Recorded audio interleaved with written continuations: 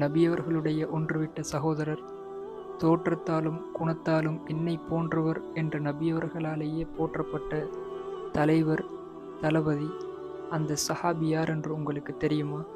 அவருடைய பேருதான் ஜஃபர் இப்னு அபி தாலிப் ரலியல்லாஹு அன்ஹு.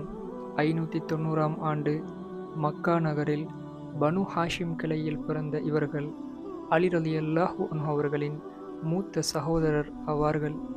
அப்போது மக்கா நகரில் முஸ்லிம்கள் கடுமையாக நிந்திக்கப்பட்ட தருணம். இதனால் நபியவர்கள் அபிசீனியாவை நோக்கி சுமார் 100 சஹாபாக்களை இவர்களுடைய தலைமையில்தான் அனுப்பினார்கள். முஸ்லிம்களுடைய இந்த தற்காலிக தீர்வையும் விரும்பாத மக்கா குறைஷியர்கள் அபிசீனியாவிலிருந்து முஸ்லிம்களை நாடு கடத்தும் நோக்கில் அப்துல்லா, அம்ர் ரலியல்லாஹு அன்ஹுமா ஆகியோரை தூதுவர்களாக அனுப்பி வைத்தார்கள். ஜஃபர் ரலியல்லாஹு அன்ஹு அவர்கள் முஸ்லிம் குழுவின் தலைவர் என்பதால் அபிசீனிய மன்னரிடம் அழகாகவும் முறையாகவும் முஸ்லிம்கள் தரப்பு நியாயத்தை முன்வைத்தார்கள். அபிசீனிய மன்னர் தெளிவாக கூறிவிட்டார், முஸ்லிம்கள் என்னுடைய பாதுகாப்பில் உள்ளவர்கள், அவர்களை யாரிடமும் ஒப்படைக்கப் போவதில்லை என்று. இவ்வாறு சுமார் 12 வருடங்கள் ஜஃபர் ரலியல்லாஹு அன்ஹு அவர்கள் அபிசீனியாவில் இருந்தார்கள். ஹிஜ்ரி 7இல் நபியவர்களுடைய கட்டளைக்கிணங்க மதீனாவை நோக்கி பயணமானார்கள். அடுத்த வருடம் ஹிஜ்ரி 8இல் முஅத்தா போருக்கான தருணம் வந்தது. 3000 முஸ்லிம்கள், 1,00,000 பைசாந்திய போர் வீரர்கள். நிலைமையை கருத்தில் கொண்டு நபியவர்கள் ஒரு போர் வியூகத்தை வகுத்தார்கள்.